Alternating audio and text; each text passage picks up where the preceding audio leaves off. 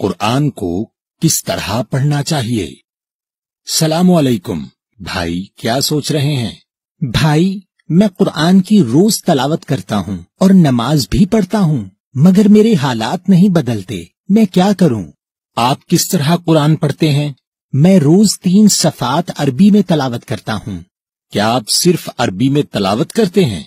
जी भाई, मैं सिर्फ अरबी में तलावत करता हूँ ताकि मुझे सवाब मिल सके। क्या आपको पता है कि अल्लाह का कुरान नाजिल करने का मकसद क्या है? हिदायत के लिए। तो फिर आप सवाब के लिए क्यों पढ़ते हैं? पता नहीं, मगर शायद इसलिए कि मैंने हमेशा सबको यही करते देखा है। भाई ये तो शैतान है जो आपको सवाब के चक्कर में लगाकर हिदायत लेने से रोकता है। क्या आपको पता है कि पूरे कुरान में एक आयत भी ऐसी नहीं जो कहे कि कुरान पढ़ने का कोई सवाब है? भाई क्या वाकई पूरे कुरान में कोई आयत भी ऐसी नहीं जो कहे कुरान पढ़ने का कोई सवाब है? जी मेरे भाई। तो फिर हमें कुरान को किस तरह पढ़ना चाहिए, यानी कुरान को पढ़ने का सही तरीका क्या है? कुरान को पढ़ने का सही तरीका समझने के लिए आपको कुरान को पढ़ने का मकसद सामने रखना होगा। देखें अल्लाह सूरा नंबर 38 और आयत नंबर 29 में कुरान पढ़ने का क्या मकसद बता रहे हैं। किताबुन अंज़लनाहु इलैका मुबारकुन लियद्दब्बरू आयातिही वलियतज़क्करू उलू अलअल्बाब। एक किताब हमने नाजिल की तेरी तरफ बरकत वाली, ताकि वो गौर करें इसकी आयतों में, और वास्ते नसीहत के जिनके पास है अक्लो समझ। इस आयत में अल्लाह बता रहे हैं कि कुरान पढ़ने का मकसद होना चाहिए नसीहत हासिल करना, और नसीहत मिलेगी आयतों में गौर करने से। जी मेरे भाई, सूरह 3 की आयत 7 के मुताबिक कुरान में 2 तरह की आयात हैं, मुहकम आयात और मुतशाबिह आयात। तो मुहकम आयात यानी हुक्म वाली आयात वो हैं जिनसे आपको अपने आमाल के लिए नसीहत या हुक्म लेना है, और नसीहत लेने से मुराद ये है कि आप ये जानें कि आपकी जिम्मेदारियां क्या हैं, और वो क्या अमल हैं जो अल्लाह को पसंद हैं, और वो क्या अमल हैं जो अल्लाह को नापसंद हैं। इसी तरह आपको अपनी जिंदगी के मामलात कैसे तय करने हैं, मसलन मियाँ बीवी के हुकूक, वालदैन के हुकूक, कारोबार के तरीके, माल का खर्च और किरदार अखलाक और दीगर अहकामात के बारे में जानना ही कुरान की मुहकम आयात से नसीहत हासिल करना है। या अल्लाह, मैंने तो कभी ऐसा सोचा ही नहीं कि हमें कुरान से इस किस्म की नसीहत लेनी है। और भाई ये मुतशाबिहात वाली आयतों से क्या मुराद है? मुतशाबिह के मानी मिलती जुलती। अल्लाह ने इन आयात को सूरह 39 की आयत 23 में अहसन हदीस कहा है, और हदीस के मानी है वाकया। तो अल्लाह ने मुतशाबिहात वाली आयात इसलिए दी है कि हम इन आयात में दिए गए वाकयात को अपनी जात से मिलाकर देखें और अपने लिए नसीहत तलाश करें। देखें अल्लाह सूरह नंबर 21 की आयत नंबर 10 में क्या कह रहे हैं। लक़द अंज़लना इलैकुम किताबन फीही ज़िक्रुकुम अफला ताकिलून। बेशक नाजिल की हमने तुम सब की तरफ एक किताब, बीच इसके तुम सबका जिक्र है, क्या नहीं तुम अक्ल लेते? इस आयत के मुताबिक तो अल्लाह की किताब में हमारा ही जिक्र है। जी भाई, तो इस आयत के मुताबिक हमें अल्लाह की किताब में अपना जिक्र तलाश करना है, यानी अल्लाह की किताब को कहानी की किताब नहीं समझना। यानी कुरान में मुतशाबिह आयात यानी अहसन हदीस पढ़ते हुए ये नहीं समझना कि अल्लाह ने हमें ये किताब माजी के किस्से पढ़ने के लिए दी है, बल्कि ये देखना है कि कुरान में लिखी इस बात का हमसे क्या ताल्लुक है। यानी जो गलती कुरान में बयान लोगों ने की, कहीं हम वही गलती दोहराकर उन्हीं लोगों में शामिल तो नहीं हो रहे। यानी जब कुरान में किसी कौम या लोगों का जिक्र आए तो उसको सिर्फ माजी का किस्सा न समझें, बल्कि अपनी जात से जोड़ें। मसलन जब फिरौन का जिक्र आए तो समझें कि फिरौन तो एक अल्लाह की आयत के मुकाबले में तकब्बुर करने वाले का किरदार था। ये उस दौर में भी था और हर दौर में नजर आएगा। ہمیں بس یہ دیکھنا ہے کہ کہیں ہم تو فرعون نہیں بن رہے، یعنی اللہ کی آیت میں دیے گئے اللہ کے حکم کے مقابلے میں اپنی ذاتی رائے کو اہمیت دے کر تکبر تو نہیں کر رہے۔ تو میرے بھائی، اس طرح جب ہم اللہ کی آیات اپنے ذکر یا نصیحت کے لیے پڑھیں گے تو ہی ہمیں اللہ کی کتاب سے ہدایت ملے گی۔ بھائی، آپ کی اس وضاحت کے بعد تو مجھے قرآن سمجھنے کے لیے آسان لگ رہا ہے، مگر لوگ کہتے ہیں کہ قرآن ایک مشکل کتاب ہے۔ بھائی، یہ تو شیطان ہے جو قرآن کو مشکل کتاب کہتا ہے۔ دیکھیں اللہ سورہ نمبر 54 کی آیت 17 میں کیا کہہ رہے ہیں، وَلَقَدْ يَسَّرْنَا الْقُرْآنَ لِلذِّكْرِ فَهَلْ مِن مُدَّكِرٍ، اور بے شک ہم نے آسان کر دیا قرآن کو نصیحت کے لیے، پھر ہے کوئی کہ سمجھے۔ بھائی، اس آیت میں تو اللہ کہہ رہے ہیں کہ قرآن آسان ہے، ذکر یعنی نصیحت کے لیے۔ جی بھائی، اس سورہ 54 کی آیت 22، 32 اور 40 میں بھی اللہ نے یہی بات دہرائی ہے۔ تو اللہ نے ایک ہی سورہ میں 4 دفعہ کہا کہ قرآن آسان ہے نصیحت لینے کے لیے، مگر بعض لوگوں کو شاید یقین نہیں اللہ کی بات پر کہ وہ قرآن کو مشکل کتاب کہہ دیتے ہیں۔ اور کیا آپ کو پتا ہے کہ قرآن میں تقریباً 5000 کے قریب منفرد لفظ ہیں، اور صرف 100 لفظ ایسے ہیں جو آدھے قرآن کو کور کرتے ہیں۔ یعنی اگر آپ صرف 100 لفظوں کے معنی یاد کر لیں تو آپ کو آدھے قرآن کے معنی پتا ہوں گے، اور بقیہ الفاظ بھی آپ لفظ با لفظ ترجمے والے قرآن سے پڑھ کر تھوڑے عرصے میں پہچاننے لگیں گے، اور پھر آپ کی صلاۃ بھی سمجھ کر پڑھنے والی صلاۃ ہو جائے گی۔ اچھا بھائی، کیا میں کسی بھی قرآن سے پڑھ سکتا ہوں؟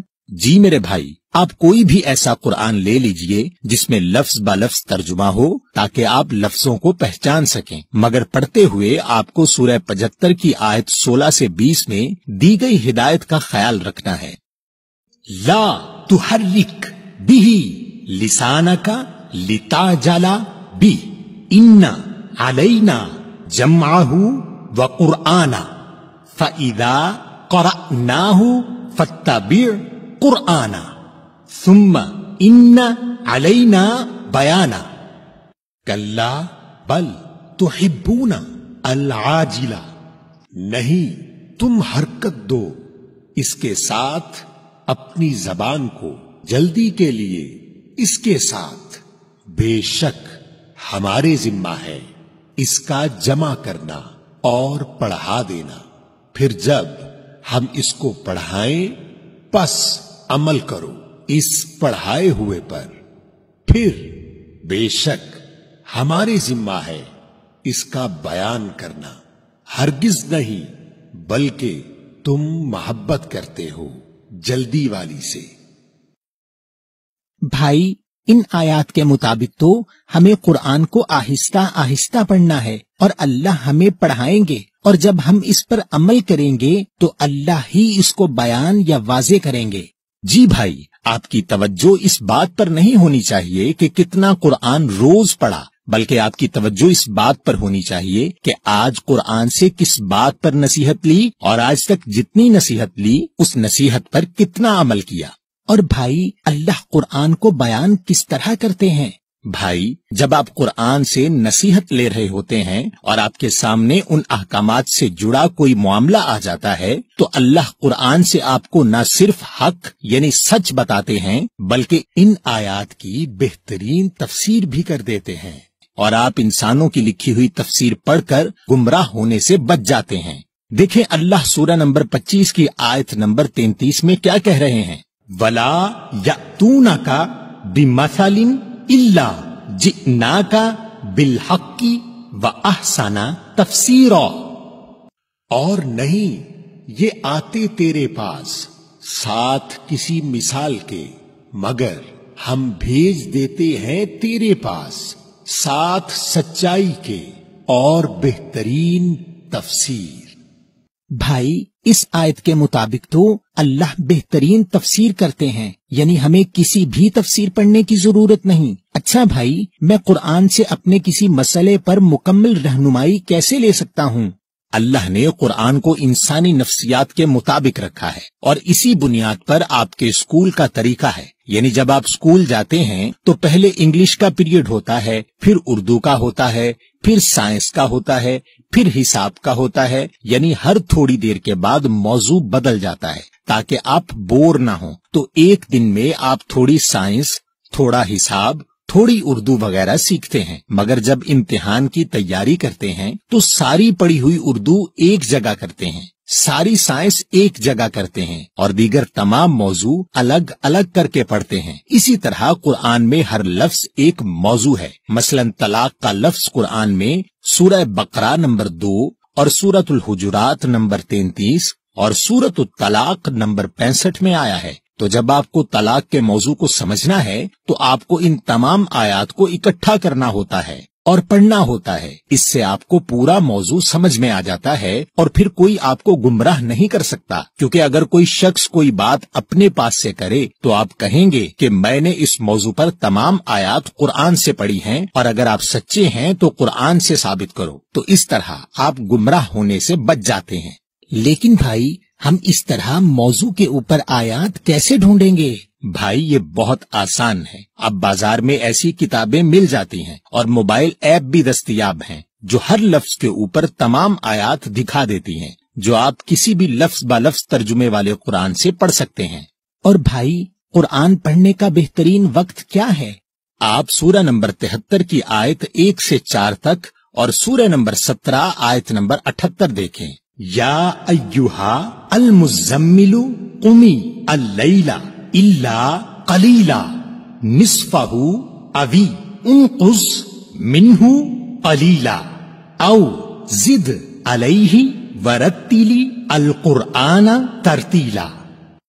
ए लपेटने वाले, कयाम कर रात को, मगर थोड़ा सा हिस्सा इसकी आधी 12 बजे, या कम कर दो इसमें से थोड़ा सा या ज्यादा इस पर और पढ़ा करो कुरान को ठहर ठहर कर। अकीमी अस्सलाता लिदुलूकी अशम्सी इला गसाकी अल-लैली व कुरआन अल-फज्र इन्ना कुरआन अल-फज्री काना मशहूदा। कायम करो सलात ढलने से सूरज के तरफ अंधेरे रात के और कुरान फज्र को, बेशक कुरान फज्र का है, गवाही दिया गया। भाई अल्लाह ने कुरान पढ़ने के 2 बेहतरीन वक्त बताए हैं। एक जब रात हो जाए तो पढ़ें, चाहे रात 12 बजे तक पढ़ें या चाहे तो थोड़ा कम या थोड़ा ज्यादा कर लें, और दूसरा फज्र का वक्त। जी भाई, इन दोनों औकात में आप दुनियावी मसरूफियात से फारिग होते हैं और अल्लाह की किताब को तवज्जो से पढ़ सकते हैं। और याद रखें कि कुरान दुनिया की वो वाहिद किताब है जो आप पर फर्ज है हिदायत के लिए। देखें अल्लाह आपको सूरह नंबर 28 और आयत नंबर 85 में क्या कह रहे हैं। इन्ना अल्लज़ी फरद अलैका अल कुरआन लरद्दुका इला मादिन कुल रब्बी आलमु मन जाअ बिल हुदा व मन हुआ फी दलालिम मुबीन।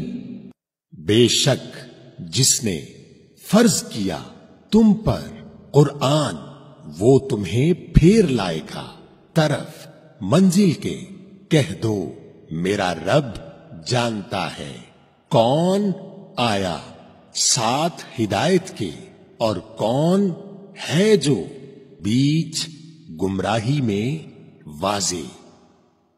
भाई आपका बहुत शुक्रिया कि आपने बताया कि कुरान हम पर फर्ज है हिदायत लेने के लिए, और हमें हिदायत तब मिलेगी जब हम आयात को आहिस्ता आहिस्ता और अपनी जात से जोड़कर नसीहत लेने के लिए पढ़ेंगे किसी भी लफ्ज ब लफ्ज तर्जुमे वाले कुरान से। तो फिर हमें इल्म देना अल्लाह की जिम्मेदारी है और हमें मिली हुई नसीहत पर अमल करना है। जी मेरे भाई, अब आप इस पैगाम से दूसरों की आगाही के लिए इसको शेयर भी कर दीजिएगा।